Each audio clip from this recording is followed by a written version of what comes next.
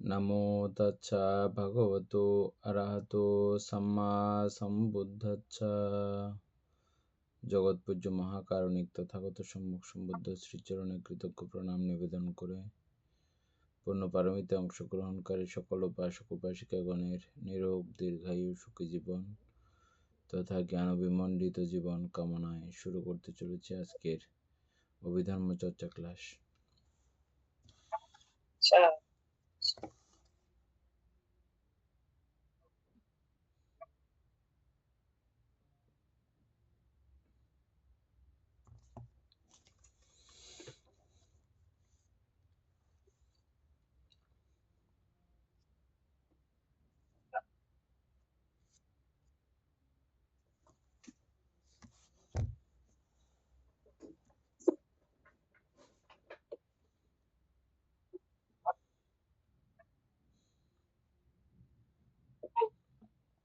কালকে আমরা কত নাম্বার পর্যন্ত পড়ছিলাম?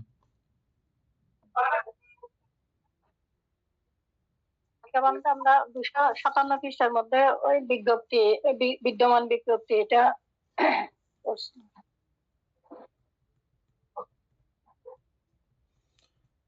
বিদ্যমান বিজ্ঞপ্তির উদাহরণ দেন তো 10টা।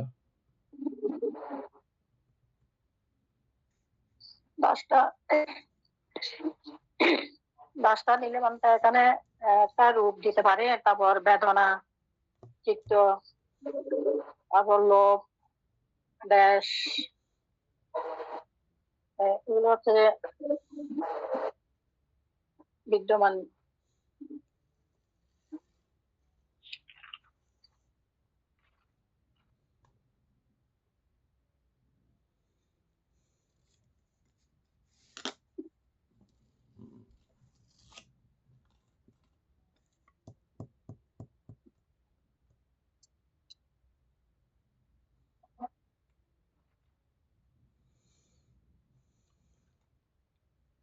নির্বাণও বিদ্যমান বানতে নির্বাণ।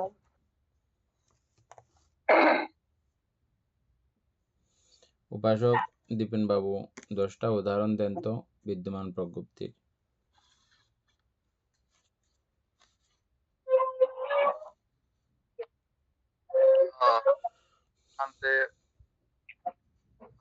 পাহাড়, নদী, গাছ, তারপর কলম, পেন্সিল, বই, এগুলো আনতে বিদ্যমান প্রকৃতি। হ্যাঁ, কেন এগুলোকে আমরা বিদ্যমান প্রজ্ঞপ্তি বলে জেনেছি? কারণ ভান্তে এগুলোর পিছনে পরমাত্ম ধর্ম আছে, পরমাত্ম ধর্ম থেকে এগুলো শিখছে, সেজন্য বিদ্যমান প্রকৃতি বলছি আর কি আমরা এগুলোকে। উপাসিকা অমিত বড়ুয়া এটা লিখে রাখেন।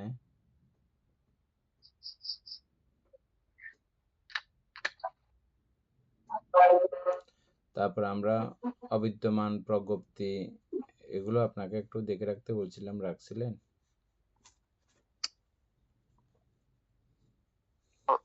লাস্টের দিকে মনে হয় ভান্তে আমি শুনি, সেজন্য দেখা হয়নি, মানে এটা দেখে রাখি। আচ্ছা, আমি এখন খুঁজে দেখতেছি। হ্যাঁ, অবিদ্যমান প্রজ্ঞপ্তি কাকে বলে এবং উদাহরণ 10টা এভাবে বের করেন। অমিত বড়ুয়াকে বিদ্যমান প্রজ্ঞপ্তি সম্পর্কে আর বিস্তারিত বলতে হচ্ছে না, এর মধ্যে বুঝে গেছেন না? বানতে বুঝছি, কিন্তু এখানে ওগুলো আসবে না, রূপ, বেদনা, চিত্ত, এগুলো আসবে না বানতে। পরে আসবে, বিদ্যমান এগুলো তো পরমাত্ম সত্য। হ্যাঁ, এই কথাগুলো পরে আসবে। পুরাটা 6টা পড়লে পুরাটা বুঝে যাবেন। আপাতত এদুর মনে রাখেন। দীপন বাবু যেদুর বলছে এদুর মনে রাখেন। 6টা পুরো ক্লিয়ার হলে পুরোটা বুঝে যাবেন।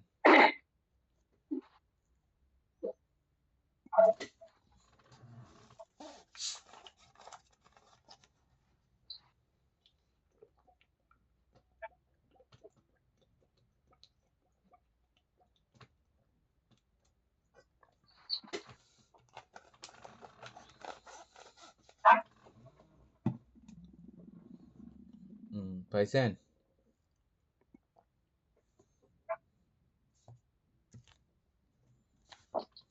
পদ্ধতিটা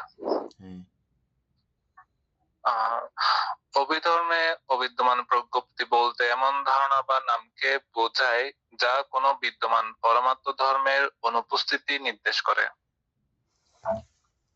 মানে এই বিষয়টা একটু বুঝে বুঝে গেলে ভালো হয়। ওই তো, অর্থাৎ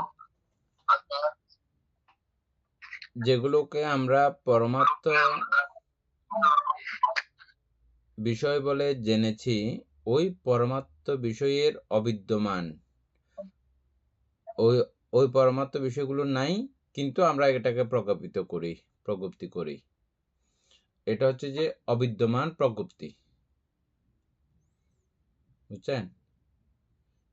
এখন বুঝে যাবেন, আবার পড়েন।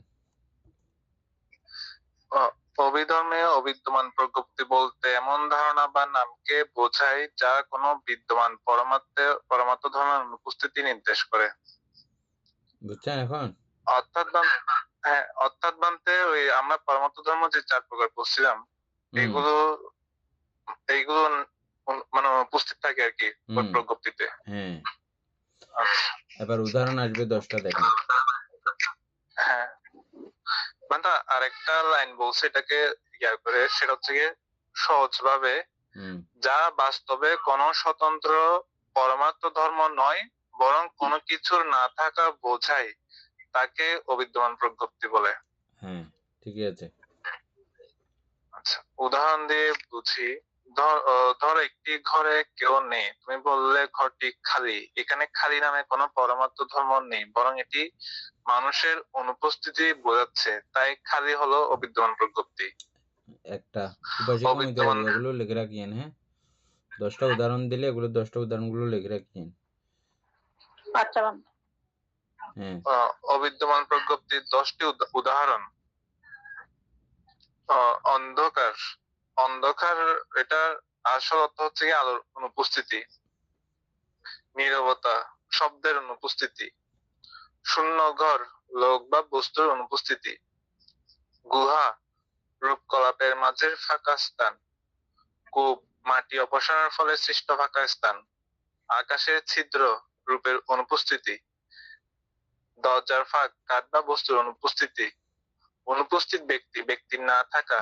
নিঃস্বতা, সম্পদের অনুপস্থিতি। নির্জনতা, সঙ্গী বা জনসমাগমের অনুপস্থিতি। কূপ, হ্যাঁ, না ঠিক আছে। আর একটা কথা বলছে এখানে, সেটা হচ্ছে কূপ ও গুহা কেন বিদ্যমান প্রজ্ঞপ্তি। কূপের মধ্যে কূপ নামে কোনো আলাদা পরমাত্ম ধর্ম নেই। আছে 4 মহাভূতজাত রূপ এবং তাদের মাঝখানের ফাঁকা অংশ। আমরা সে ফাঁকা অংশকে কূপ নাম দিই, তাই কূপ অবিদ্যমান প্রজ্ঞপ্তি। একইভাবে গুহাও অবিদ্যমান প্রজ্ঞপ্তি। বুঝা গেছে? হ্যাঁ, বানতে। তাহলে প্রথম অবস্থায় আমরা প্রজ্ঞপ্তি চিনলাম, তারপরে বিদ্যমান রূপ পরমাত্ম ধর্ম চিনলাম, তারপরে নাম চিনলাম, তারপরে অর্থ প্রজ্ঞপ্তি চিনলাম।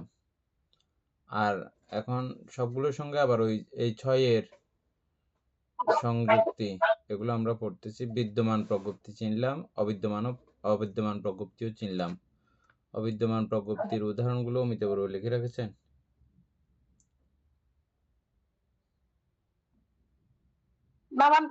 পরে লিখবো আর কি, এখন তো এখানে সাথে সাথে লিখতে পারবো না সব। ঠিক আছে, তাইলে বুঝছি, কিছু কিছু বুঝছি। কয়েকটা বলেন।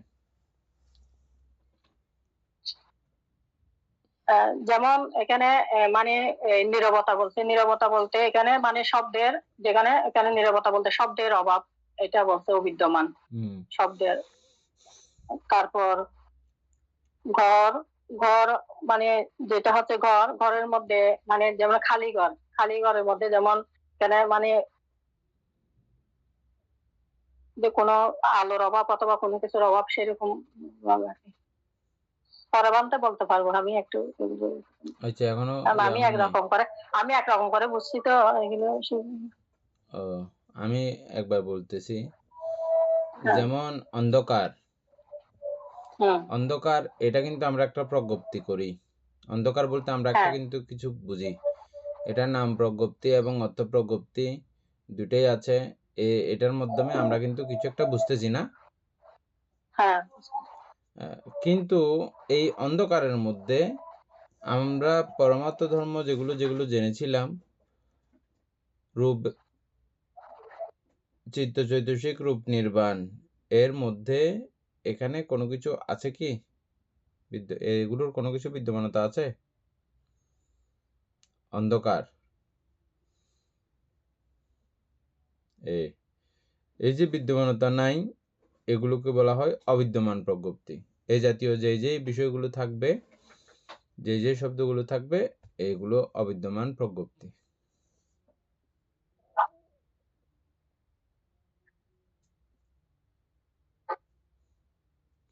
উপাসক জ্ঞানেশ্বর সিংহ বুঝছেন?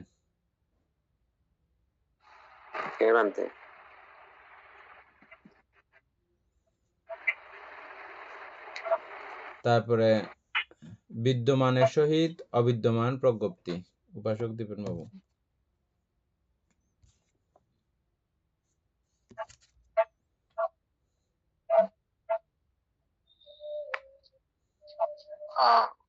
একটু দেখি, আমি এখন দেখি না এটা।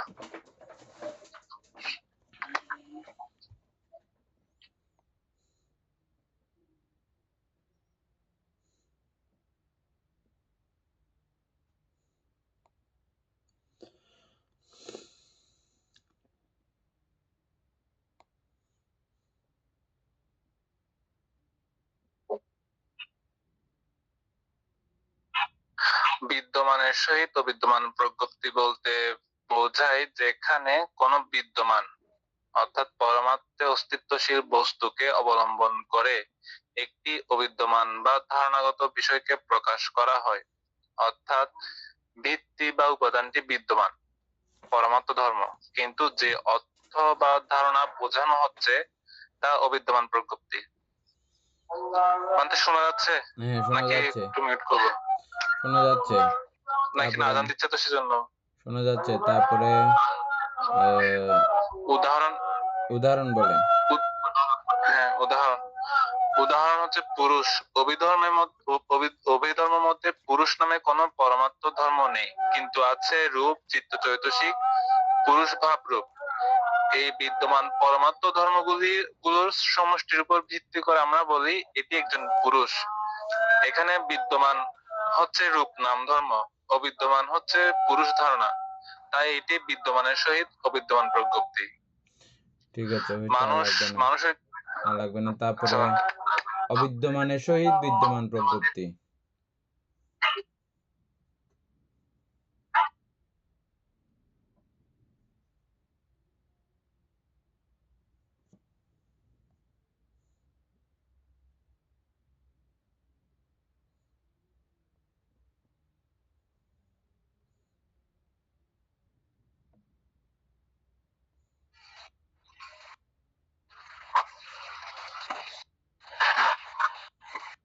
অবিদ্যমানের সহিত বিদ্যমান প্রজ্ঞপ্তি হলো প্রজ্ঞপ্তির সবচেয়ে সূক্ষ্ম বিভাগগুলোর একটি। এর অর্থ একটি অবিদ্যমান বা ধারণাগত নাম বা চিহ্নের মাধ্যমে কোন বিদ্যমান অর্থাৎ পরমাত্ম ধর্মকে নির্দেশ করা, অর্থাৎ নামটি নিজে পরমার্থে নেই, কিন্তু তা দ্বারা যে বস্তু বোঝানো হচ্ছে তা পরমার্থে বিদ্যমান। উদাহরণ হচ্ছে বেদনা। বেদনা শব্দটি নিজে কোনো পরমাত্ম ধর্ম নয়, এটি একটি শব্দ মাত্র, কিন্তু এই শব্দটি যে বেদনা চৈতসিককে নির্দেশ করছে সেটি পরমাত্ম ধর্ম। অতএব বেদনা শব্দ অবিদ্যমান অর্থাৎ নাম প্রজ্ঞপ্তি, বেদনা চৈতসিক বিদ্যমান অর্থাৎ পরমাত্ম প্রজ্ঞপ্তি, পরমাত্ম, তাই এটি অবিদ্যমানের সহিত বিদ্যমান প্রজ্ঞপ্তি। লোভ শব্দটি নামমাত্র, লোভ চৈতসিক হচ্ছে বাস্তব পরমাত্ম ধর্ম, অতএব অবিদ্যমান নাম বিদ্যমান ধর্ম। কেন এটি অবিদ্যমানের সহিত বিদ্যমান? কারণ অভিধর্মের শব্দ নিজে পরমাত্ম নয়। যখন আমরা বলি বেদনা, তখন শব্দটি একটি প্রচলিত নাম, কিন্তু তা দ্বারা একটি বাস্তব চৈতসিককে নির্দেশ করা হচ্ছে, তাই অবিদ্যমান হচ্ছে অবিদ্যমানের সহিত বিদ্যমান নাম বিদ্যমান বিদ্যমান থাকে। এটা একটু জটিল হয়ে গেল না? হ্যাঁ, এগুলো চিনতে একটু কষ্ট হয়ে যাবে। অবিদ্যমানের সহিত বিদ্যমান।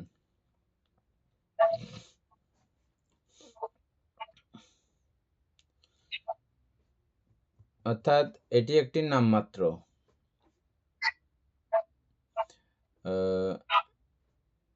কিন্তু এই নামের মাধ্যমে আমরা যেটা বোঝাতে চাই সেটা পরমাত্ম ধর্মের বিষয়কে বোঝাতে চাই। আবার পরমাত্ম ধর্মগুলোকেও আমরা কিন্তু ওই নামেই চিনি কিন্তু। তো সেই হেতুতে এটা একটু বেজার লেগে গেছে না?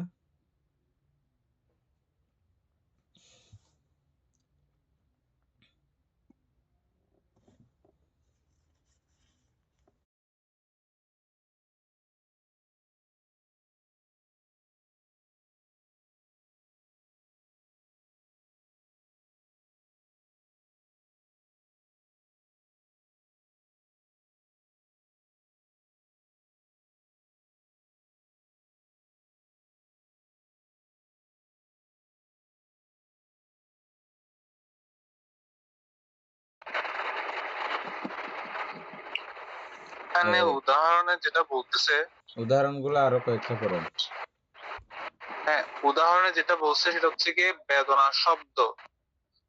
বেদনা শব্দ অর্থাৎ নাম প্রজ্ঞপ্তিটা হচ্ছে বিদ্যমান, কিন্তু বেদনার চৈতসিক যেটা আছে সেটা হচ্ছে কি বিদ্যমান, সেটা হচ্ছে পরমাত্ম ধর্ম। হ্যাঁ, তাহলে অর্থাৎ এই অবিদ্যমানের সহিত বিদ্যমান, ওই নাম শব্দটা অবিদ্যমান, হ্যাঁ, কিন্তু ওই শব্দ দ্বারা যেটা ইঙ্গিত করা হচ্ছে সেটা বিদ্যমান। হ্যাঁ, চৈতসিকটা বিদ্যমান, চৈতসিকটা পরমাত্ম। আচ্ছা, তাইলে বিদ্যমানের সহিত বিদ্যমান প্রজ্ঞপ্তি এটা বলেন।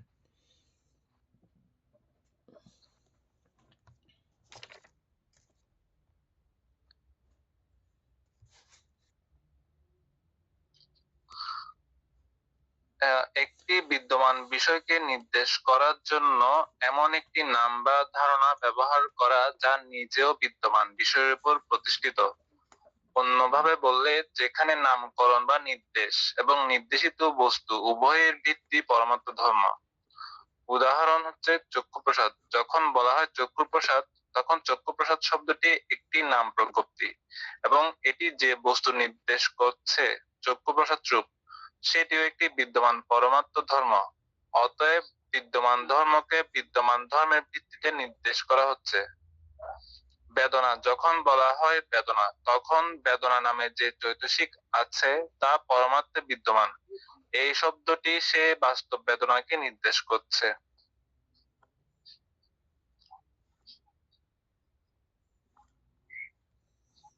পরিষ্কার হয়ে গেছে না? বানতে একটু বুঝতে হবে মনে হচ্ছে আমাকে। অর্থাৎ এটা হচ্ছে যে বিদ্যমানের সহিত বিদ্যমান। আমরা যে শব্দটা প্রয়োগ করলাম চক্ষুপ্রসাদ, চক্ষুপ্রসাদ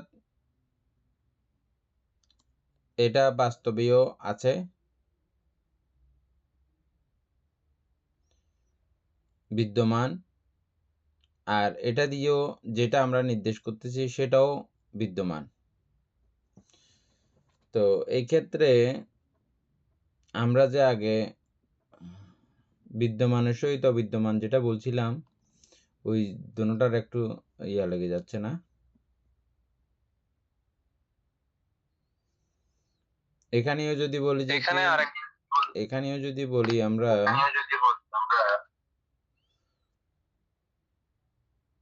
বিদ্যমান যে শব্দটা ওটা অবিদ্যমান প্রজ্ঞপ্তি, অবিদ্যমান যদি বলি তখন সেটা তো অন্যরকম হয়ে যাচ্ছে না?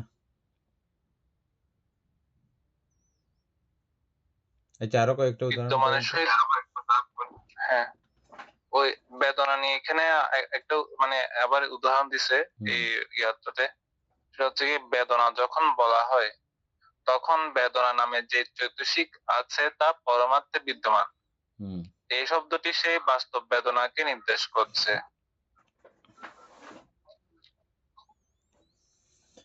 তাহলে আবার বেদনাকেও বিদ্যমানের সহিত বিদ্যমান প্রজ্ঞপ্তি বলা হচ্ছে, তাইলে আমাদের ধারণা এই বেদনা সম্পর্কে ধারণাটা ঠিক, কিন্তু এই বেদনার উদাহরণ বিদ্যমানের সহিত অবিদ্যমান দেওয়াতে এখানে তো সমস্যা হয়েছে। অবিদ্যমানের সহিত বিদ্যমান দিছিল যে ওইখানে বলছে যে বেদনা শব্দ হচ্ছে গিয়ে অবিদ্যমান, অবিদ্যমানের সহিত বিদ্যমান দেওয়া হয়েছিল এটা। হ্যাঁ, তাইলে ওই শব্দটা অবিদ্যমান, বেদনা শব্দটা অবিদ্যমান। আচ্ছা, এইখানে পার্থক্য হচ্ছে ওইখানে বেদনা শব্দটাকে বোঝাচ্ছে আর এখানে এই বেদনা বলতে চৈতসিকটাকে বোঝাচ্ছে, এরকম। হ্যাঁ,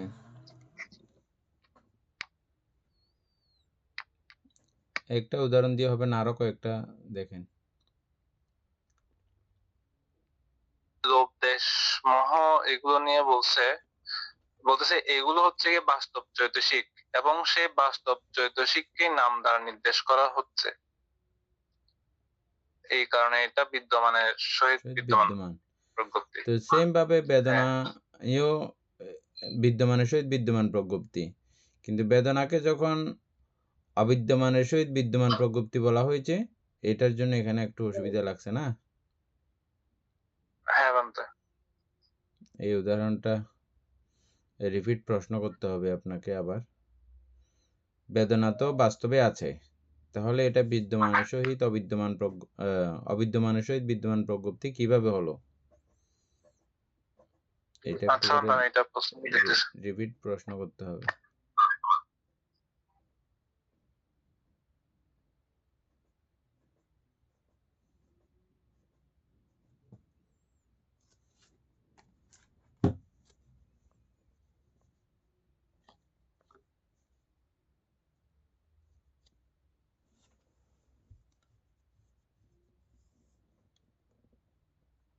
বলতে এখানে ওই অবিদ্যমানের সহিত বিদ্যমান প্রজ্ঞপ্তি যেটা আছে, এটা বেদনা বলতে বেদনাটা মানুষের বেদনা অথবা কোনো জীবের বেদনা এরকম হলে তাইলে এটা ওই মানুষটা হবে যে নাম অবিদ্যমান আর বেদনাটা বিদ্যমান, এরকম হবে যে বানতে। এরকম মানে এটা শুধু বেদনা দিয়ে নয়, ওইটার আগে কিছু একটা লাগাইতে হবে। ওখানে তো লাগাই নাই এরকম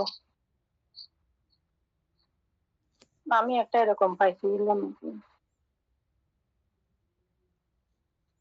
আচ্ছা, যাই হোক, এটা হচ্ছে যে মনে করেন এখানে বলতেছে যে বেদনা পরমাত্ম ধর্ম হিসেবে অবশ্যই বিদ্যমান, তাই বেদনাকে সরাসরি অবিদ্যমানের সহিত বিদ্যমান প্রজ্ঞপ্তি বলা ঠিক নয়। এখানে কোন দৃষ্টিকোণ থেকে বলা হচ্ছে সেটা বুঝতে হবে। প্রথমে মূলনীতি। প্রজ্ঞপ্তি বিশ্লেষণে দুটি জিনিস আলাদা করা হয়। নাম অর্থাৎ শব্দ, যেমন বেদনা, অর্থ যা বোঝানো হচ্ছে, অর্থাৎ বেদনার চৈতসিক কে এখানে বোঝানো হচ্ছে। এখন বেদনা শব্দটি নিজে পরমাত্ম ধর্ম নয়, প্রজ্ঞপ্তি, কিন্তু বেদনার চৈতসিক পরমাত্ম ধর্ম অর্থাৎ বিদ্যমান। কেন অবিদ্যমানের সহিত বিদ্যমান বলা হয়? এখানে অবিদ্যমান বলা হচ্ছে শব্দটিকে, যেমন বেদনা, এই শব্দটি নিজে কোনো চৈতসিক নয়, কোনো রূপ নয়, কোনো নির্বাণ নয়। মানে এই শব্দটি, বেদনা শব্দটি নিজে কোনো চৈতসিক নয়, কোনো রূপ নয়, কোনো নির্বাণ নয়, অর্থাৎ শব্দটি পরমার্থে বিদ্যমান নয়, কিন্তু এই শব্দটি যে অর্থ নির্দেশ করছে অর্থাৎ বেদনার চৈতসিক, তা বিদ্যমান। তাই এখানে অবিদ্যমানের সহিত বিদ্যমান প্রজ্ঞপ্তি। ঠিক আছে, তারপরে এটা একটু মানে জটিল, ওরা তো নিজেই বলছে একটু জটিল থাকবে জিনিসটা। তারপরে হচ্ছে যে অবিদ্যমানের সহিত অবিদ্যমান, 6 নাম্বার।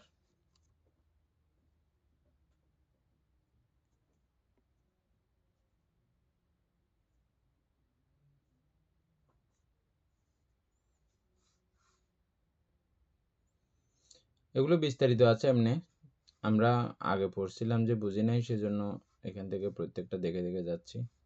এবার নিচের পড়াগুলো পড়লে আমাদের সবগুলো বোঝা হবে।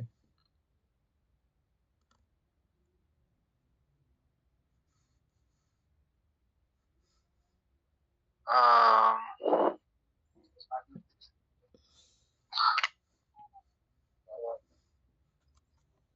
অবিদ্যমান প্রজ্ঞপ্তি কাকে বলে? যে প্রজ্ঞপ্তি পরমার্থের কোন সত্তাকে নির্দেশ করে না, অর্থাৎ চিত্তচৈতসিক রূপ বা নির্বাণ, এদের কোনটি তার পেছনে বিদ্যমান নেই, শুধু কল্পনা, ভ্রান্ত ধারণা বা পাশবিক সৃষ্টি, তাকে অবিদ্যমান প্রজ্ঞপ্তি বলে।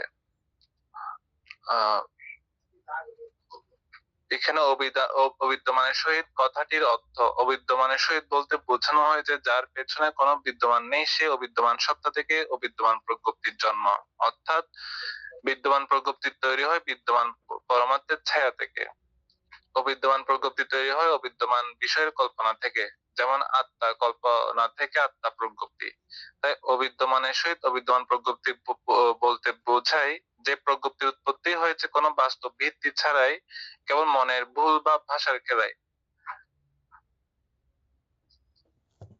তো এখানে ওই তো আর যেমন বিশেষ আকাশ কিছু কুসুম বলতে পারেন, আকাশ কুসুম। এখানে বান্দা আরেকটা বলছে যে আত্মা, আত্মা আত্মাও বলতে এটাও পারেন। আত্মা তো আমাদের হ্যাঁ, এটা একটা মনের ভুল ধারণা, ব্যতিক্রম ধারণা। আমরা মানুষে সবাই প্রচলন করতে করতে করতে করতে এটাকে হয়ে গেছে যে আর কি, কিন্তু বাস্তবিক পক্ষে এটার কোনো বিদ্যমানতা নাই। আমরা পরমার্থ ধর্মের মধ্যে এটার কোনো বিদ্যমানতা দেখি নাই। পরমার্থ ধর্মে আমরা কি দেখেছি? চিত্তচৈতসিক রূপ নির্বাণ, কিন্তু আত্মা নামক এরকম কোনো কিছু আমরা দেখেছি? দেখি নাই। তাই এখানে একটা বিষয় আরো হচ্ছে 10টা উদাহরণ পড়েন আপনি। উদাহরণ পড়লে একেবারে ক্লিয়ার হয়ে যাবে। একটা উদাহরণ হইলে হবে না, এভাবে 10টা দিতে বলেন উদাহরণ। আচ্ছা, এখানে বলছে খরগোশের শিং, খরগোশের মাথায় শিং বলে কোনো পরমার্থ ধর্ম নেই, সম্পূর্ণ কল্পিত, যা কখনো দেখা যায় না। বন্ধা পুত্র, বন্ধা নারীর কোন পুত্র বলে কোনো সন্তান নেই, এটার নাম মাত্র, কিন্তু বাস্তব শূন্য। আকাশ কুসুম, আকাশে ফুল ফোটে না, কোনো রূপ ধর্ম নেই, কাব্যিক কল্পনা মাত্র। আত্মা পরমার্থের চিত্তচৈতসিক রূপ ছাড়া আত্মা নামে কোনো সত্তা নেই, এটি একটি ভ্রান্ত ধারণা, মিথ্যা দৃষ্টি। স্থায়ী সত্য, সব ধর্মই ক্ষণিক, স্থায়ী কোনো সত্তা পরমার্থে নেই, তাই ধারণাটি মিথ্যা। পূর্ব দিকের পিছনে পশ্চিম, অযৌক্তিক কাল্পনিক বস্তু, ভাষার খেলা মাত্র। এতটুকু। বুঝে গেছেন তো আশা করি? হ্যাঁ বান্তে, বুঝছি। উদাহরণ খুব ডেঞ্জারাস জিনিস। উদাহরণ 10টা পড়লে অনায়াসে বোঝা যায়। তাহলে আমরা এবার শুরু করতে পারি।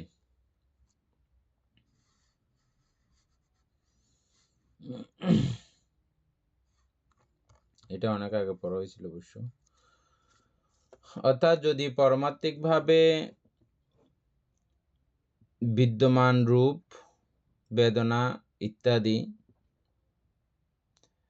আখ্যা দ্বারা প্রকাশিত হয়, তবে এই আখ্যা বিদ্যমান প্রজ্ঞপ্তি। 1 নম্বরের বিষয়টা আমরা বুঝে গেছি। কিন্তু যদি পারমার্থিকভাবে অবিদ্যমান,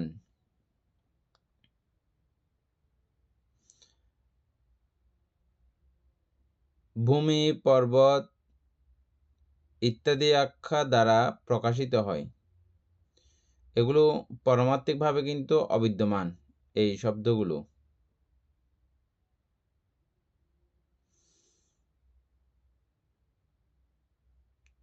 তবে এইসব আখ্যা অবিদ্যমান প্রজ্ঞপ্তি।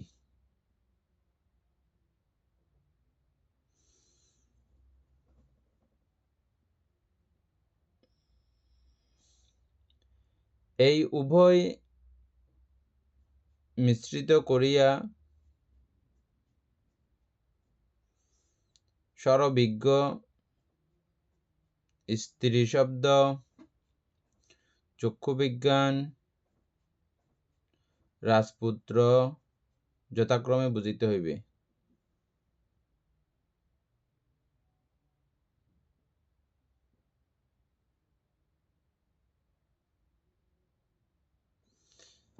3 নম্বরের মধ্যে উদাহরণ দিয়েছে স্বরবিজ্ঞ। 3 নম্বরটা কি ছিল? বিদ্যমানের সহিত অবিদ্যমান প্রজ্ঞপ্তি। তাহলে স্বরবিজ্ঞ উদাহরণ দিয়েছে যে স্বরবিজ্ঞ এরা। স্বরবিজ্ঞ মানে হচ্ছে যে স্বরবিজ্ঞ রহত।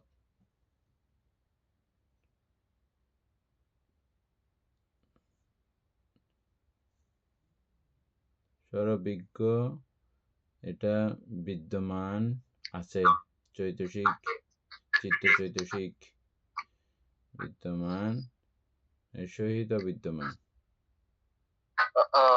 ভান্তে একটা পরমার্থের মধ্যে নির্বাণের মধ্যে পড়বে না একটা স্বরবিজ্ঞ পরমার্থ ধর্মের মধ্যে? হ্যাঁ, এবং এটা চিত্তও তো, ওই পাঁচটা গুলো চিত্ত না? হ্যাঁ, সবগুলোই আসতেছে ওই সেই দিক থেকে এটা বিদ্যমান বলা যায়। তাইলে অবিদ্যমান কেমনে হলো আবার? এটা শব্দ কারণে হয়তো অবিদ্যমান হতে পারে। ওই শব্দটা অবিদ্যমান ওইভাবে। তারপরে 4 নাম্বার স্ত্রী দিয়েছে এখানে, স্ত্রী শব্দ। 4 নাম্বার হচ্ছে যে অবিদ্যমানের সহিত বিদ্যমান প্রজ্ঞপ্তি। তাহলে স্ত্রী শব্দ অবিদ্যমান, তারপরে কিন্তু চারি মহাভূত বিদ্যমান আছে, সেজন্য বিদ্যমান প্রজ্ঞপ্তি। তারপরে 5 নাম্বারে দেওয়া হচ্ছে চক্ষু বিজ্ঞান। চক্ষু বিজ্ঞান বিদ্যমানের সহিত বিদ্যমান প্রজ্ঞপ্তি। চক্ষু বিজ্ঞান বাস্তবেও আছে এবং যেটা নির্দেশ করা হচ্ছে সেটাও আছে, বাস্তবে আছে, সেজন্য বিদ্যমানের সহিত বিদ্যমান। 6 নাম্বার হচ্ছে যে রাজপুত্র। তাহলে রাজপুত্র এটা অবিদ্যমান, কিন্তু বিদ্যমান প্রজ্ঞপ্তি। অবিদ্যমানের সহিত বিদ্যমান প্রজ্ঞপ্তি মানে রাজপুত্র এটা দিয়ে যেটা নির্দেশ করা হচ্ছে এটাতে চারি মহাভূতের অস্তিত্ব আছে, রূপের অস্তিত্ব আছে, সেজন্য এখানে অবিদ্যমানের সহিত অবিদ্যমান প্রজ্ঞপ্তি এটা আচ্ছা, রাজপুত্র হচ্ছে যে অবিদ্যমানের সহিত অবিদ্যমান।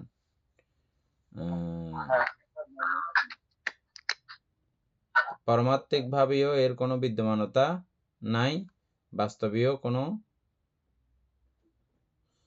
অবিদ্যমান, বাস্তবেও বিদ্যমান, পারমাত্মিক ভাবে অবিদ্যমানের সহিত অবিদ্যমান। রাজপুত্র শব্দটা শুধু যদি শব্দটাকে ধরি, রাজপুত্র শুধু শব্দটাকে যদি ধরি তাহলে এটা অবিদ্যমানের সহিত অবিদ্যমান। আমরা যে অবিদ্যমানের সহিত বিদ্যমানের উদাহরণ পড়ছি সেখানে একটা বন্দাপুত্র নামে একটা শব্দ আছে। বন্দাপুত্রটা ঠিক আছে। হ্যাঁ, আকাশ কুসুম আপনি যেটা বলছেন সেটাও ঠিক আছে, ওই অবিদ্যমানের সহিত বিদ্যমান এটা যাচ্ছে, কিন্তু রাজপুত্রের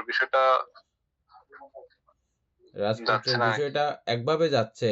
ওই ওখানে প্রথম যে উদাহরণ দিয়েছিল বেদনার উদাহরণ, ওই শব্দগতভাবে যদি চিন্তা করি, হ্যাঁ সেটা অবিদ্যমান। হ্যাঁ, তখন এটা অবিদ্যমানের সহিত অবিদ্যমান হবে, শুধু শব্দটা। অর্থাৎ হ্যাঁ, এইখানে এটা যদি কাল্পনিক হতো রাজপুত্র শব্দটা, মানে যেমন আমরা রাজপুত্র আছে তো এটা তো আমরা তো জানি, মানে হয়তোবা এখন হয়তোবা বাইরের দেশে রাজার ছেলে পেলে এগুলো দেখতেছি, কিন্তু হয়তোবা আমাদের এখানে নেই আর কি। কিন্তু এটা তো কাল্পনিকের মধ্যে পড়তেছে না রাজপুত্রটা, সেই দিক থেকে এটা বাস্তবের মধ্যে পড়ে যাচ্ছে। আচ্ছা, যাই হোক, এই জন্য আমরা আগে বিষয়টা পুরোটা ওইভাবে নিতে পারি না, বইয়ের বিষয়টা। এখন চ্যাটজিপিটির কারণে বিষয়টা সহজ হয়েছে, মোটামুটি আমরা বুঝতে পেরেছি। এটার বিস্তারিত আলোচনা পড়লে এখন আমাদের মানে কমপ্লিট হয়ে যাবে।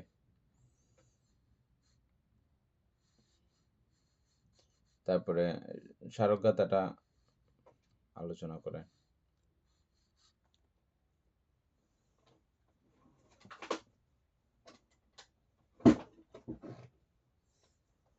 সারজ্ঞতা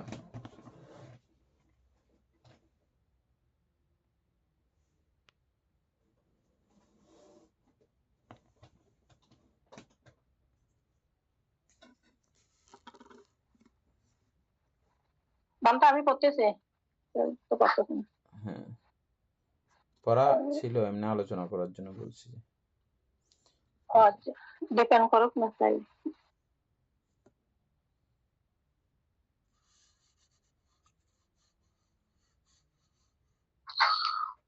শ্রোত্র দ্বারে বাক শব্দ হইলে আগত, অর্থাৎ শ্রোত্র দ্বারে শব্দ মানে বাক শব্দ বলতে মুখের থেকে যেটা শব্দ উৎপন্ন হয় কি, মুখ দিয়ে আগত, শ্রোত্রস্থ বিজ্ঞান ভীতি হয় উৎপাদিত। এদূর পর্যন্ত বুঝছেন?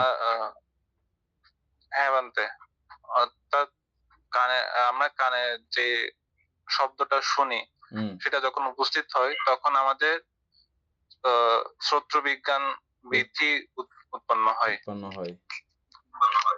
হ্যাঁ,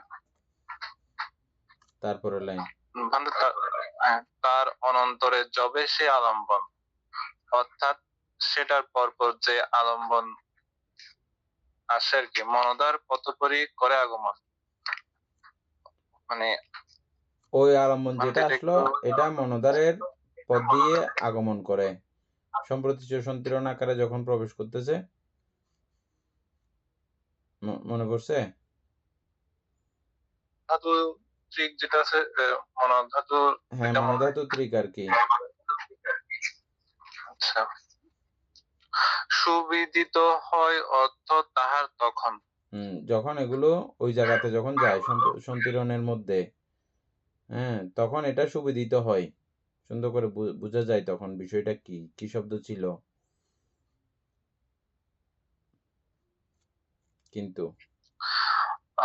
কিন্তু সে আলম্বন যদিও প্রজ্ঞপ্তি, লোক ব্যবহার সিদ্ধ, তাই এই খ্যাতি, অর্থাৎ ওই আলম্বনটা প্রজ্ঞপ্তি।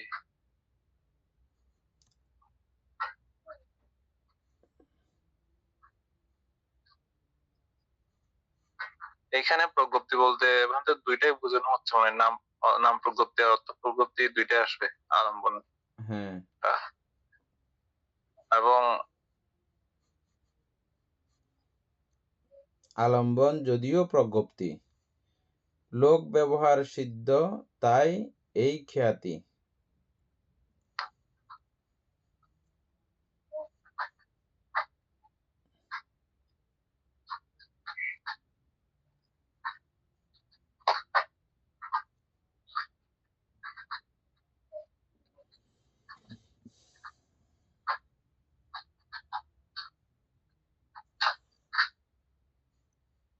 কিন্তু সেই আলম্বন, অর্থাৎ এটা হচ্ছে যে ওই শব্দ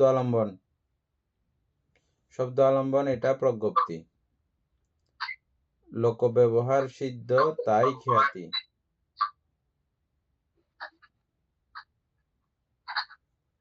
শব্দ আলম্বন।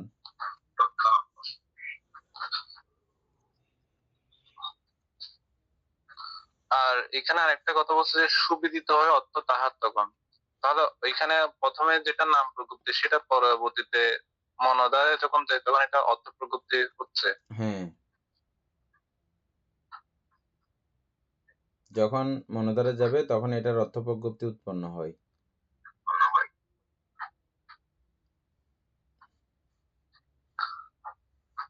কিন্তু সেই আলম্বন যদিও প্রজ্ঞপ্তি, এটা ওই আলম্বনকে, ওটা যদিও বা প্রজ্ঞপ্তি,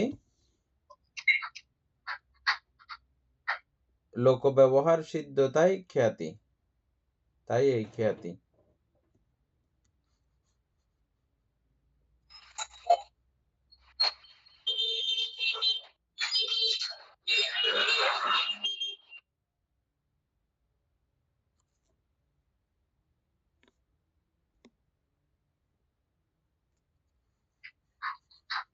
অর্থাৎ আমাদের আমরা মানুষজনের ব্যবহার করি বলেছেন, এটা প্রজ্ঞপ্তি বলা হচ্ছে, এরকম বুঝাচ্ছে এটা, মানে এমনি তো সবকিছুই প্রজ্ঞপ্তি, প্রজ্ঞপ্তির বাইরে তো কোনো কিছু নাই। এখন তো আমরা যে 6 প্রকার দেখে আসলাম না, ওখানে প্রজ্ঞপ্তির বাইরে তো আর কোনো কিছু নাই। এই জাতীয় নাইলে ওই জাতীয়, প্রজ্ঞপ্তি তো প্রজ্ঞপ্তিই। এখানে শুধু প্রজ্ঞপ্তির আলোচনা করা হয়েছে, আর কিছু না। না, নাম প্রজ্ঞপ্তি, অর্থ প্রজ্ঞপ্তি দুইটা বিষয়ে আলোচনা করা হয়েছে। হ্যাঁ বান্তে, যদিও বা নাম প্রজ্ঞপ্তি, অর্থ প্রজ্ঞপ্তি জাতীয় কোনো কিছু সরাসরি উল্লেখিত নাই। এ পর্যন্ত অভিধর্ম সংগ্রহে প্রত্যয় সংগ্রহ বিভাগ নামক 8ম পরিচ্ছেদ সমাপ্ত। আচ্ছা, তাহলে এটার আমরা বিস্তারিত আলোচনা এখানে আমরা পাবো। তো এটা আগে পড়বো। আমরা একটা পড়া ফেলে আসছিলাম যে নাকি ওইটাতে যাব, এটা তো এটার সঙ্গে সম্পর্কিত পুরা। ওটাও বান্ত এখানে নিচে আছে তো বান্ত, যেখানে আমরা যাব হ্যাঁ, ওগুলো নিচে ওইটার আছে। নিচে আছে। তাহলে ওটা পড়ে আসা দরকার একবার, না? আচ্ছা, তাইলে ওইটা পরে। নাইলে ফেলে যাচ্ছি তো, একটার সঙ্গে একটা কানেকশন রয়ে গেছে এখানে, ওটা না পড়ে চলে আসছি। এমনি আশা করি মনে থাকবে এই 6 এর এগুলো, যেগুলো আমরা এখন ইয়া থেকে দেখছি, ChatGPT থেকে দেখছি, এগুলো আশা করি মনে থাকবে, ঝামেলা হবে না। এটা বান্তে 280 পৃষ্ঠার মধ্যে আমরা 278 পৃষ্ঠা থেকে শুরু করব। এখন 278 পৃষ্ঠা শুরু করব তো, কিন্তু 80 পৃষ্ঠার মধ্যে প্রজ্ঞপ্তির পড়াটা আছে। মানে আমরা যেখানে ফেলে আসছিলাম এটা কত পৃষ্ঠা? এটা 78 পৃষ্ঠা, 278। মোবাইলের গুলোতে? হ্যাঁ, মোবাইলে বান্তে প্রত্যয় সমুৎপাদের প্রত্যয় সংগ্রহ, এটার নিচেই আছে প্রজ্ঞপ্তিটা।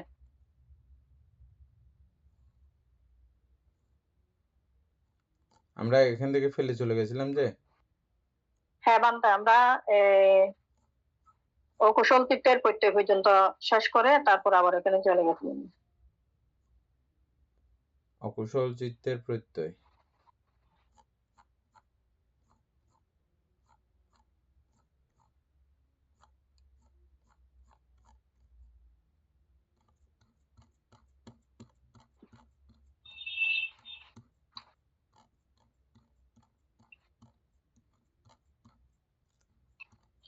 দিবেন বাবুর ওখানে পৃষ্ঠা নাম্বারটা একটু বলেন তো।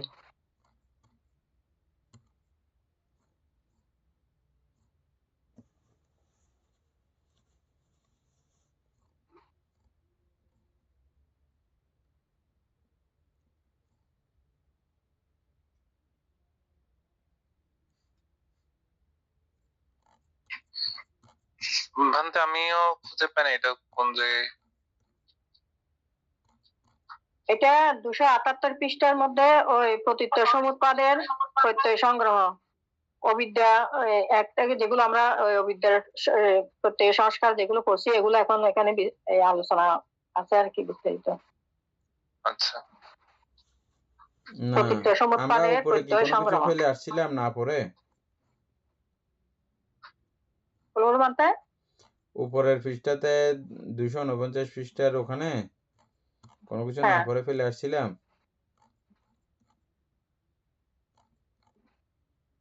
বা 249 পৃষ্ঠার মধ্যে তো আর ওখানে কোনো কিছু না পড়ে ফেলে আসি নাই। আমি বলছিলাম যে এটা পরে এগুলো পুরো আলোচনা করে তারপর এখানে আসবো। না বান্তে, এগুলো এগুলো এগুলো সবগুলো আলোচনা হয়েছিল তো বান্তে 249 পৃষ্ঠার মধ্যে প্রত্যয় সংগ্রহ, এগুলো সবগুলো পড়া আবার দ্বিতীয়বার আলোচনা করছিলেন তো বান্তে। দ্বিতীয়বার আলোচনা করতে করতে আমরা ওখানে পর্যন্ত গেছিলাম। আচ্ছা, তাহলে এখন আর কোনো এখানে সমস্যা নাই, ক্রমান্বয়ে যাবো যে।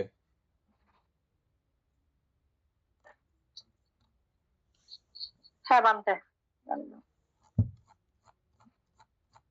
সমস্যা তো এখানে তো আমরা তো মনে থাকে না, সবগুলো তো থাকি।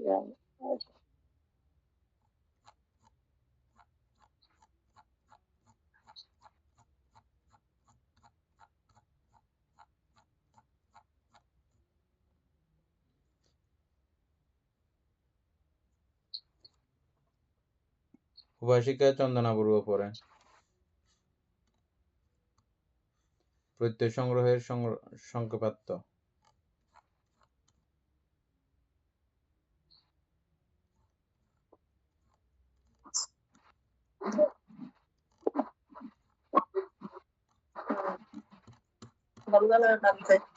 মঙ্গলক। প্রত্যয় সমুৎপাদে প্রত্যয় সংগ্রহ 1 থেকে 2। অবিদ্যা ও কুশল সংস্কারের হেতু আলম্বন অধিপতি সহজাত অন্যান্য নিশ্চয় সম্প্রযুক্ত অস্থি ও অভিজ্ঞত প্রত্যয়। এগুলো তো না। হ্যাঁ, এগুলো তো এগুলো এখান থেকে বানতে, এখান থেকে। আরগুলো পড়া হয়েছে তো, ওইগুলো পড়া হয়েছে বানতে, ওইগুলো পরে এটা। এগুলো পড়া হয়েছে সব? হ্যাঁ, বানতে প্রত্যেকে করবো বানতে।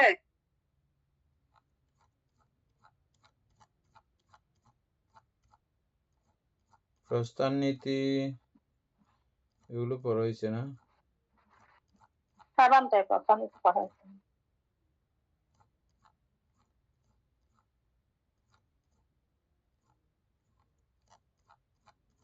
এখন পেজ কত বলছেন যে? 278 পৃষ্ঠা বানতে।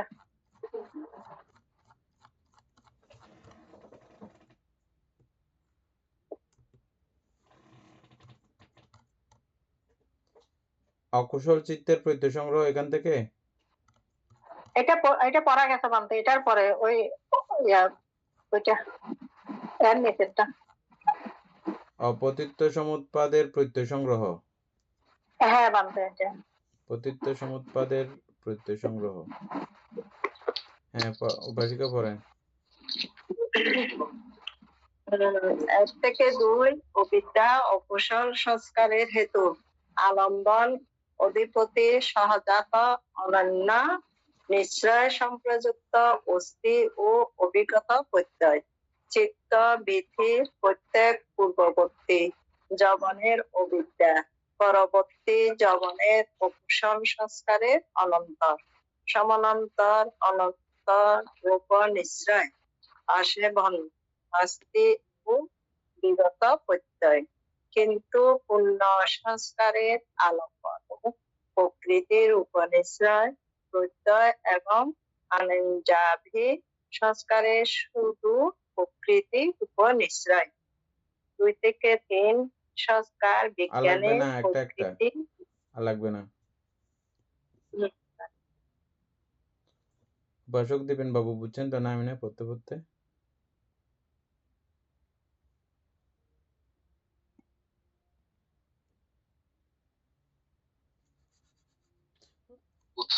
আলোচনা করলে একটু দেখেন তো, এক লাইনে আপনি আলোচনা করে দেখেন তো, এক লাইন। অবিদ্যা অকুশল সংস্কারের হেতু, অর্থাৎ অবিদ্যা থেকে অকুশল সংস্কারগুলো উৎপন্ন হয় আর কি। তারপর আলম্বন অধিপতি সহজাত অনন্য নিশ্চয় সম্প্রযুক্ত অস্থি ও অভিগত প্রত্যয়। অর্থাৎ অবিদ্যা যখন আলম্বন হয়, অধিপতি হয়, সহজাত হয়, অনন্য হয়, নিশ্চয় হয়, সম্প্রযুক্ত হয়, অস্থি হয়, অভিগত প্রত্যয় হয়, তখন অকুশল সংস্কার উৎপন্ন হয়। এই শুধু কি অকুশল সংস্কার?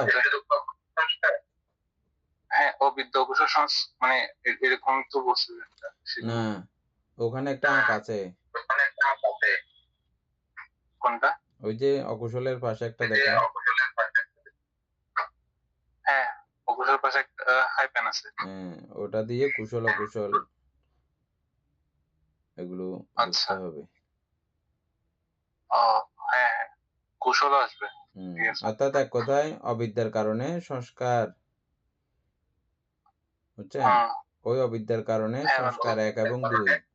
আমরা অবিদ্যার প্রত্যয় সংস্কার দেখেছিলাম না? হ্যাঁ, তাইলে অবিদ্যার কারণে সংস্কার, এখানে কি কি 24 প্রকার প্রত্যয়ের মধ্যে কি কি প্রত্যয় কাজ করেছে? হেতু, আলম্বন, অধিপতি, সহজাত, অনন্য, নিশ্রয়, সম্প্রযুক্ত, অস্থি, অভিগত প্রত্যয়। কয়টা কাজ করলো? 1 2 3 4 5 6 7 8 9, 9টা প্রত্যয় এখানে কাজ করেছে অবিদ্যা থেকে সংস্কার হওয়ার জন্য। তাহলে একটা একটা বাইর করতে পারবেন না? কেমনে বুঝে যাচ্ছেন? আলম্বন, সেখানে আলম্বন লাগবে।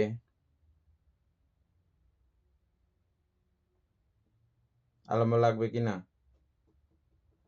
সংস্কার হতে আলম্বন লাগবে নাকি লাগবে না?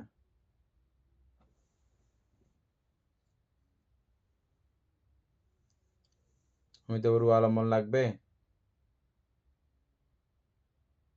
মনটা লাগবে তো। কিভাবে লাগবে বলেন? আমরা তো এখানে আলম্বন প্রত্যয়টা পড়ছি না, তো এখানে মানে কোনো বিষয়কে যদি আমরা অবলম্বন করে মানে কোনো বস্তুকে যদি ইয়া করি, সে আলম্বন অনুসারে আমরা যেমন মানে চক্ষু বিজ্ঞান যদি চোখ দিয়ে যেটা দেখি আমরা ওই আলম্বনটা ইয়া করে আমরা সংস্কার উৎপন্ন করতে পারিতে পারি। ঠিক আছে, আলম্বন ছাড়া কোনো সংস্কার উৎপন্ন হওয়ার কোনো রকমের ব্যাপার উৎপন্ন হবে না। না না ভান্তে আমার কাছে এখানে মনে হচ্ছে যে এই যে যে 9 প্রকার হেতু আছে, অর্থাৎ 9 প্রকার হেতু না, 9 প্রকার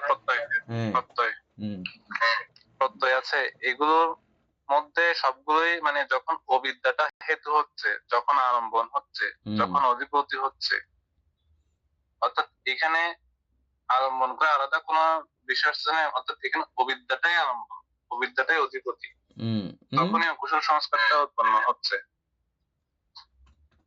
অর্থাৎ এই দুইয়ের সম্প্রয়োগে অবিদ্যা থেকে সংস্কার উৎপত্তি হতে কোন কোন প্রত্যয়ের সক্রিয়তা ছিল, কার্যক্রম ছিল, এটাই আমাদের এখানকার আলোচনা। হ্যাঁ,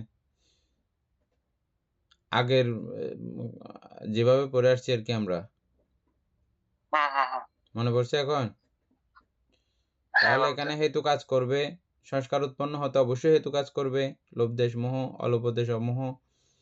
হ্যাঁ, কুশলের বা অকুশলের ইয়ে হতে হেতু তো কাজ করবেই।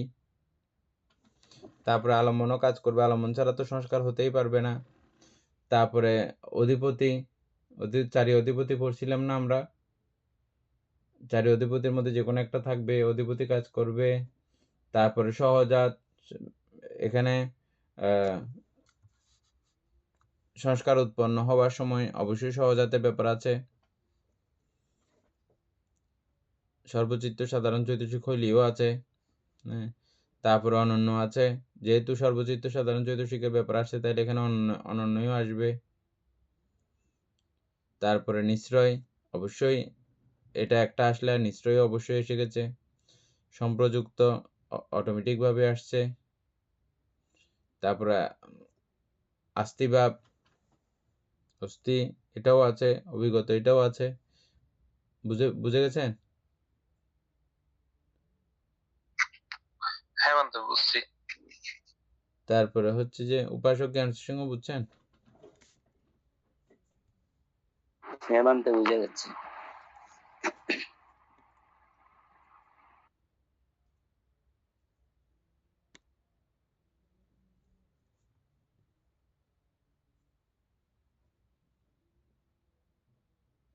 তারপরে এই দ্বিতীয় লাইন, 3 নম্বর লাইন, চিত্তবৃত্তির প্রত্যেক পূর্ববর্তী যৌবনের অবিদ্যা পরবর্তী যৌবনের অকুশল সংস্কারের, এখানেও অকুশল কুশল দুইটা আসতেছে। হ্যাঁ, দুইটাই আসবে। আচ্ছা, অকুশল সংস্কারের অনন্তর সমান্তর অনন্তর পুনিশ্রয় আসেবন নাস্তি ও বিগত প্রত্যয়।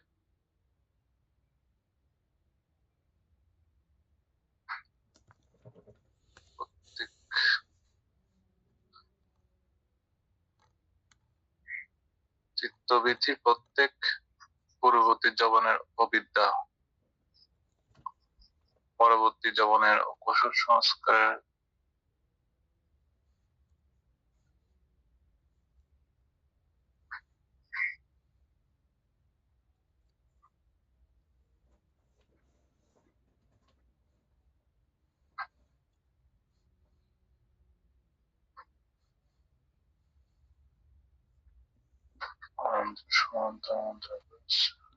বুঝতেছেন না? না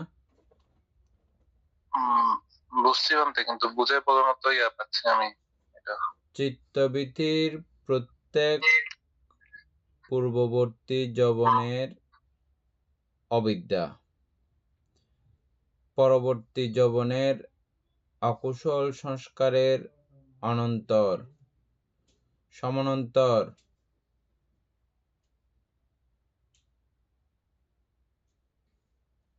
অনন্তর উপনিশ্রয় আসেবন নাস্তি ও বিগত প্রত্যয়।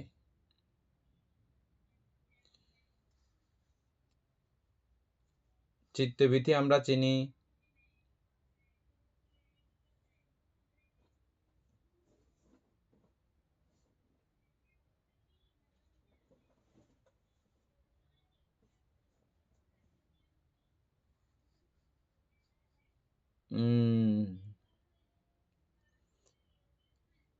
এখানে অকুশলটার সঙ্গে আমরা কুশল অকুশল দুইটাই বলছি যে এটা ঠিক হবে না, শুধু অকুশলেই থাকবে,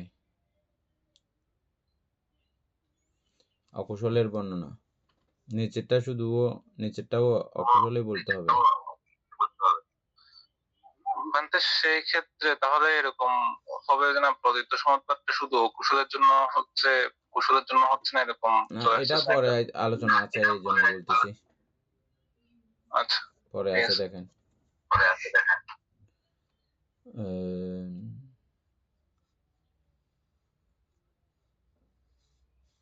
তাইলে চিত্তবৃত্তির প্রত্যেক পূর্ববর্তী যবনের, চিত্তবৃত্তির মধ্যে প্রত্যেক পূর্ববর্তী যবনের মধ্যে,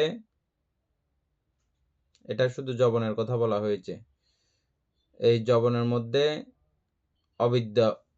অবিদ্যা এর পরবর্তী যবনের অকুশল সংস্কারের অনন্তর সমান্তর অনন্তর উপনিশ্রয় আসেবন নাস্তি ও বিগত প্রত্যয়।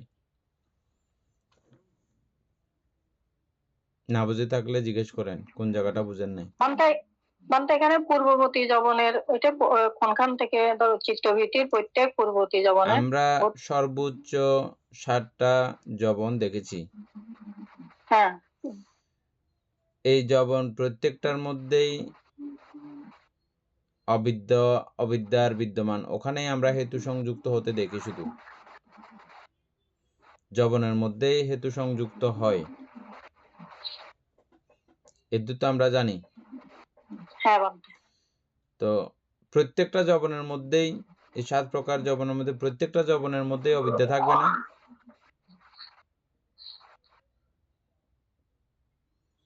হ্যাঁ, থাকবে তো বানতে। হ্যাঁ, এই প্রথম যবনের, মনে করেন উদাহরণস্বরূপ প্রথম যবনের অবিদ্যা, আচ্ছা, প্রথম যবনের অবিদ্যা অকুশল সংস্কারের অনন্তর প্রত্যয়।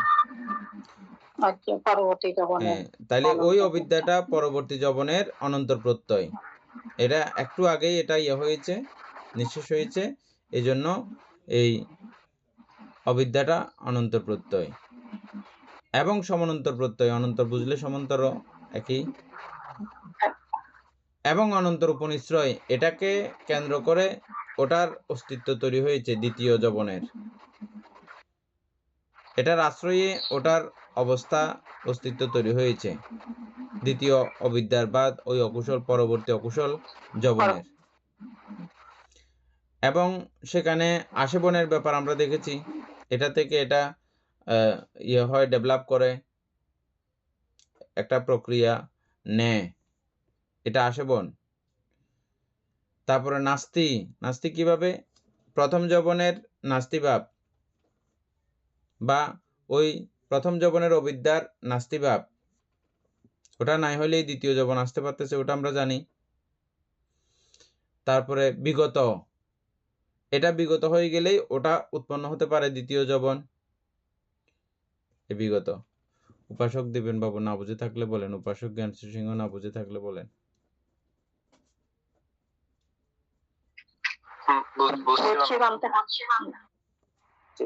বুঝে যাচ্ছে দিবেন বাবু। তারপরে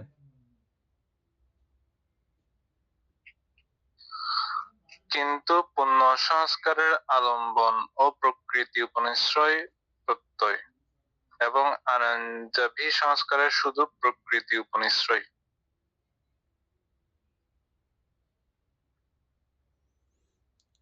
ওই ওখানে সবগুলো আসা নাই যে,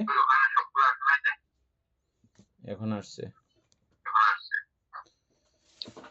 পুণ্য সংস্কার যেটা হচ্ছে অবিদ্যার কারণে, সেটা আলম্বন আর প্রকৃতি উপনিশ্রয় প্রত্যয়ের কারণে হচ্ছে।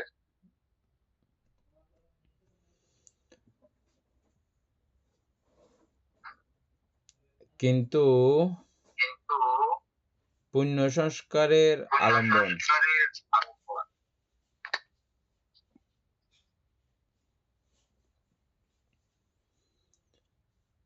ও প্রকৃতি উপনিশ্রয় প্রত্যয় এবং আনঞ্জাবি সংস্কারের শুধু প্রকৃতি উপনিশ্রয়।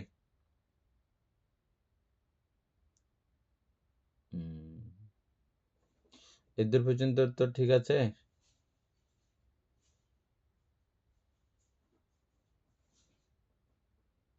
প্রথম সাইডটা সংস্কারের আলোচনা করা হয়েছে, দ্বিতীয় সাইডটা অবিদ্যার আলোচনা করা হয়েছে। এখন পুণ্য সংস্কারের মধ্যে আলম্বন ও প্রকৃতি উপনিশ্রয়। উপরে আলম্বন তো ছিল,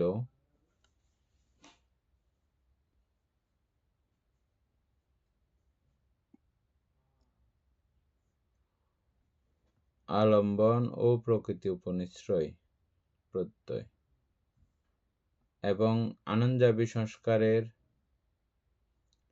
শুধু প্রকৃতি উপনিশ্রয়।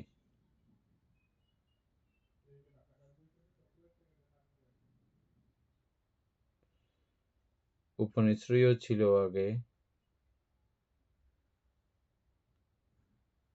সংস্কারের বেলায় নিশ্চয় ছিল, উপনিশ্রয় ছিল না। বলে আমরা আগে পড়ে আসছি যে এখানে ওই অবিদ্যার প্রত্যয়ে আমরা 29 প্রকার সংস্কার দেখছি, 29 প্রকার। এখানে দ্বাদশ, যেটা আগে উপরে পড়ছি, এটা দ্বাদশ কুশল সংস্কার ও অবিদ্যার কারণে যেটা উৎপন্ন হয়েছে, এটা প্রথম লাইনেরটা মনে হয়। দ্বিতীয় লাইনের এগুলো হবে যে 8 মহাকুশল, তারপর 5 রূপগোচর কুশল। এটা তো আমরা ওই যে আলোচনা করছিলাম, তো ওইখানেও পড়ছিলাম ওগুলো। তারপর এখানে 4 অরূপগোচর কুশল সংস্কার, এগুলো এখানে ওই কিন্তু পুণ্য সংস্কারের আলম্বন ও প্রকৃতি উপনিশ্রয় প্রত্যয় এবং আনঞ্জাবি সংস্কারের শুধু প্রকৃতি উপনিশ্রয়, এই মানে তিনটাকে আলোচনা চলছে আর কি মহাকুশল থেকে।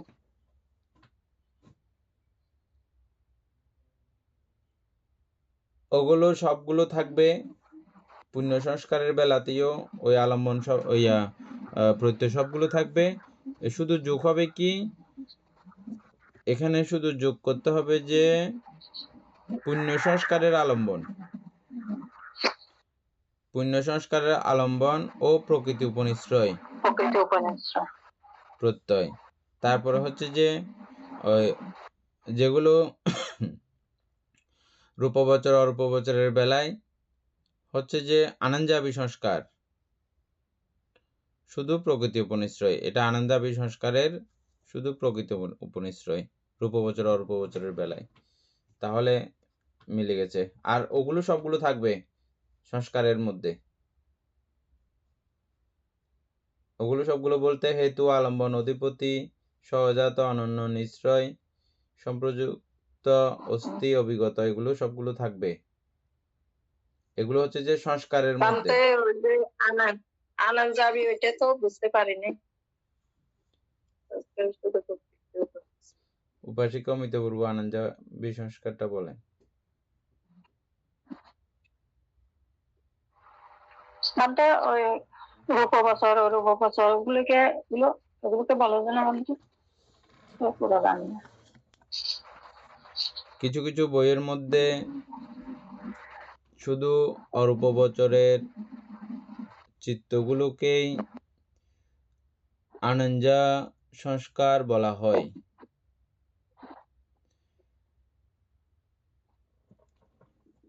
এটা আমরা এক দৃষ্টিকোণ থেকে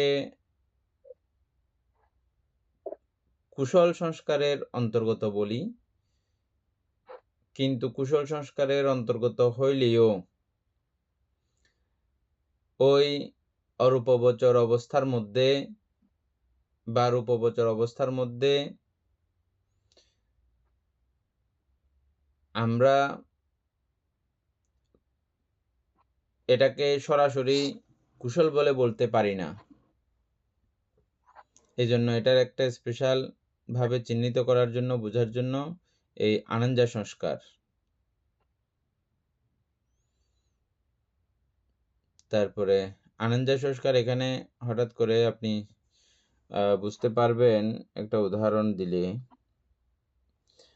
উপাসক দীপেন বাবু একটা লাস্টের বার জন্য এটা একটু দেখে ফেলেন, আনঞ্জা সংস্কারের একটা উদাহরণ।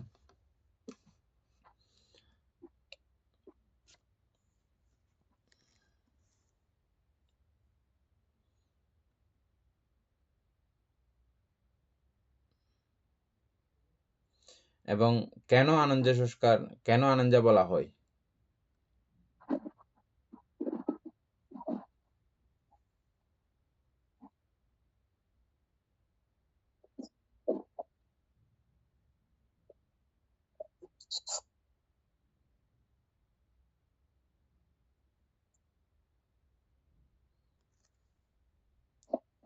পাইছেন?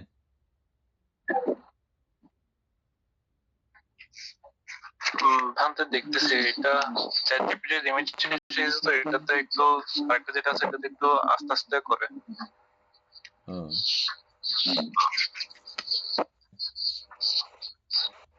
এখানে আনন্দা তো আমরা নিশ্চল পাইছিলাম, আমরা আগে নিশ্চল যেটা আনন্দ অর্থ, যেটা রূপ বছরের জ্ঞানের মধ্যে, অর্থাৎ নিশ্চল যদি হয় তাহলে সেটা কুশল অকুশল এরকম কিছু বলতে পারি না। আবার কুশল অকুশল এরকম কিছু বলতে না পারলে এগুলোকে কিন্তু আমরা অব্যাকৃত বলি। এটা অব্যাকৃতও না, এটা কুশলের অন্তর্গত, কিন্তু ওই কুশলের মধ্যে এটা নিশ্চল ভাবে থাকে। এই নিশ্চলতার মধ্যেও কিন্তু কিছু কথা আছে। আমরা নিশ্চল বা স্থির বলে কোনো কিছু আবার দেখি নাই। এই নিশ্চলতা বলতে বুঝতে হবে যে একই আলম্বনের মধ্যে চিত্ত স্থির থাকে, বারবার একই আলম্বনময়তা হয়ে থাকে। এটা উপাসক দিবেন বাবু যেটা পাইছেন এটা আগে বলেন, তারপর আমি আলোচনা করতেছি। আনন্দা সংস্কার হলো সেই মানসিক গঠন বা চেতনা প্রবাহ যা অচঞ্চল, কম্পনীয়, স্থির, অর্থাৎ যা কাম ও রূপের স্পন্দন থেকে সম্পূর্ণ বিমুক্ত। এটি মূলত অরূপ ধ্যানের সংস্কারকে বোঝায়। নিচে একটি উদাহরণ ব্যাখ্যা দেয়া হলো। আকাশানন্তয়তন সমাপত্তির অভ্যাস।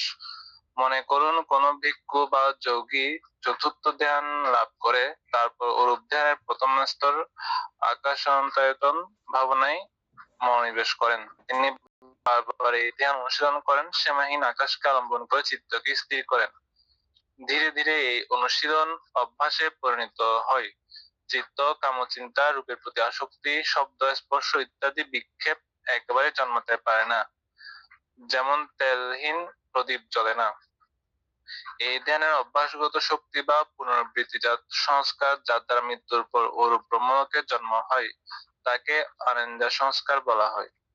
অর্থাৎ যে ধ্যানী ব্যক্তি আকাশ সীমাহীন এই ধারণা বারবার ভাবেন, তার চিত্তে যে অকম্পনীয় শক্তি জমা হয় সেটি এক প্রকার আনন্দ সংস্কার। কেন আনন্দ সংস্কার বলা হয়? যে চিত্ত কামে স্পন্দিত না, রূপে স্পন্দিত না, বেদনায় স্পন্দিত না, তাকে আনন্দ বলা হয়। কিভাবে সংস্কার? সংস্কার মানে এখানে অভিসংস্কার, অর্থাৎ ইচ্ছা ও চেষ্টা জড়িত সঞ্চিত শক্তি যা পুনর্জন্মের ভব নির্মাণ করে।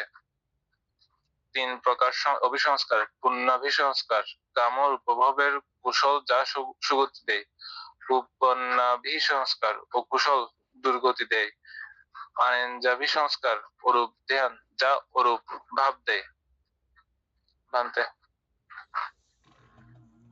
অভিসংস্কার কথাটা বুঝছেন? এখানে তো বলছে ইচ্ছা ও চেষ্টা জনিত সঞ্চিত শক্তি যা পুনর্জন্মের অর্থাৎ ভব নির্মাণ করে। অভিসংস্কার বলতে বুঝতে হবে, সবসময় মনে রাখতে হবে যে যেটা মানে গাঢ় হয়ে যায় যে বিষয়টা, অভিসংস্কার। আর আমরা এই অভিসংস্কারকে ওখানে আমরা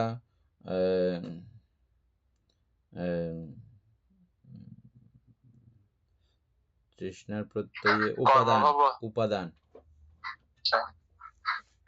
উপাদানকে আমরা ওখানে উপাদান বলি, এখানে অভিসংস্কার। হ্যাঁ, আচ্ছা, তাহলে এখানে রূপ সহ রূপের প্রতিও স্পন্দিত না। রূপ বলতে এখানে কামলোকের রূপ, রূপলোকের রূপ, উভয় রূপকেই বর্জন করা হয়েছে। তো যদি উভয় রূপকে যদি বর্জন করা হয় তাহলে শুধুমাত্র অরূপের, রূপলোকের মধ্যেও একই আলম্বনে স্থির, সেই স্থিরতার ক্ষেত্র ধরে কিন্তু এই আনন্দা কথাটা আসছে। তো স্থিরতার বিষয়টা শুধু যদি ভাবতে যাই তাহলে রূপবচরের এবং অরূপবচরের দুইটাই আনন্দার মধ্যে পড়ে। কিন্তু আনন্দা হওয়ার জন্য শুধু স্থিরতা না, সেখানে রূপের প্রতিও বর্জন ভাব, এটাও সংযুক্ত থাকতে হবে, তখনই এটাকে আনন্দা সংস্কার বলা হয়।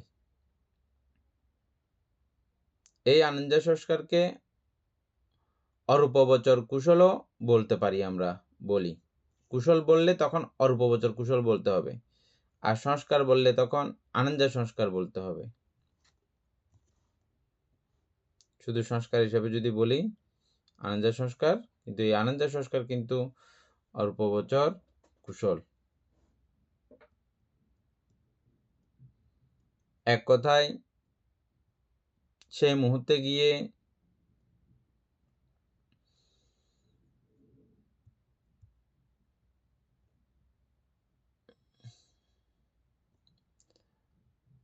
আর কোনো নতুন চিত্ত উৎপন্ন না করা, একই চিত্তের মধ্যে স্থির করে থাকা, একই আলম্বনের মধ্যে স্থির করে থাকা,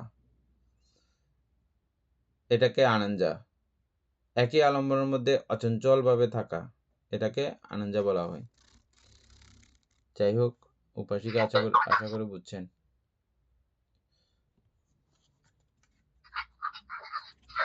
একই আলম্বনে স্থির থাকলেও কিন্তু এখানে সংস্কার উৎপন্ন হচ্ছে। একই আলম্বনের মধ্যে স্থির থাকলেও সংস্কার উৎপন্ন হবে এবং হয়, কারণ এগুলো প্রত্যেকটা আলাদা আলাদা চিত্ত। কিন্তু যতবার গুড় পাক মারতেছে ততবার এক একটা চিত্ত এগুলো।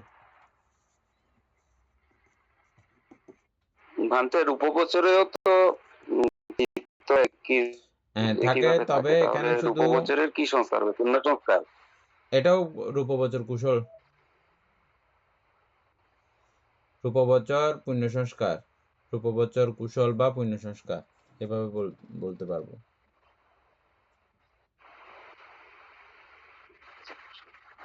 ঠিক আছে, আজকে আমাদের এদূর পর্যন্ত থাকুক। 2-3 কালকে আলোচনা করব।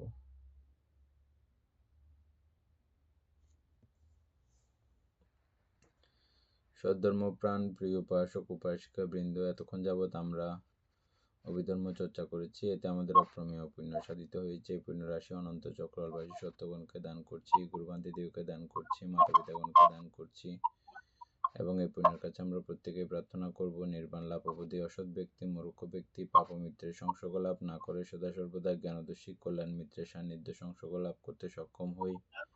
এইরূপ সাধু কামনা পোষণ করে আজকের মতো ক্লাস এখানেই সমাপ্ত করছি। সাধু সাধু